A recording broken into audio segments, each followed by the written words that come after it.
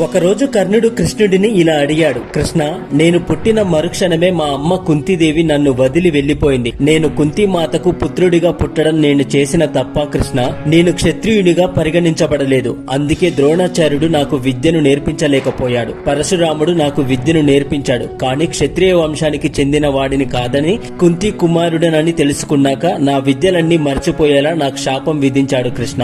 ద్రౌపది స్వయంవరంలో నాకు అవమానం కూడా జరిగింది. ఆఖరికి కుంతిమాత తన కొడుకులను కాపాడుకోవడం కోసం నాకు నిజం చెప్పింది కృష్ణ అని బాధపడ్డాడు. కృష్ణుడు అప్పుడు ఇలా సమాధానమిచ్చాడు, కర్ణ, నేను జైలులో పుట్టాను. నేను పుట్టక ముందే మృత్యువు నా కోసం ఎదురు చూస్తూ ఉంది. నేను పుట్టిన రాత్రే నా తల్లిదండ్రుల నుండి విడిపోయాను. మీరు చిన్నతనం నుండి కత్తులు, రథాలు, గుర్రాలు, విల్లు, బాణాల శబ్దాలు వింటూ పెరిగారు. నేను నడవడానికి ముందే ఆవుల మందలో పెరుగుతూ వచ్చాను. నాకు సైన్యం లేదు, విద్య లేదు. ప్రజల సమస్యలన్నింటికీ నేనే కారణమని ప్రజలు చెప్పడం నేను విన్నాను. కర్ణ, మీరు మీకు నచ్చిన అమ్మాయిని వివాహం చేసుకున్నారు. కానీ నేను ప్రేమించిన అమ్మాయిని పొందలేకపోయాను. నన్ను కోరుకున్న అమ్మాయిని నేను వివాహం చేసుకోలేకపోయాను. జరాసంధుడి నుండి ప్రజలను రక్షించడానికి నేను సమాజం మొత్తాన్ని యమునా నది తీరం నుండి సముద్ర తీరానికి దూరంగా తరలించాల్సి వచ్చింది. పారిపోయినందుకు నన్ను పిరికివాడన్నారు ప్రజలందరూ. కర్ణ, ఒక్కటి గుర్తుంచుకో, జీవితంలో ప్రతి ఒక్కరికి సవాళ్లు ఎదురవుతాయి, కష్టాలు ఎదురవుతాయి.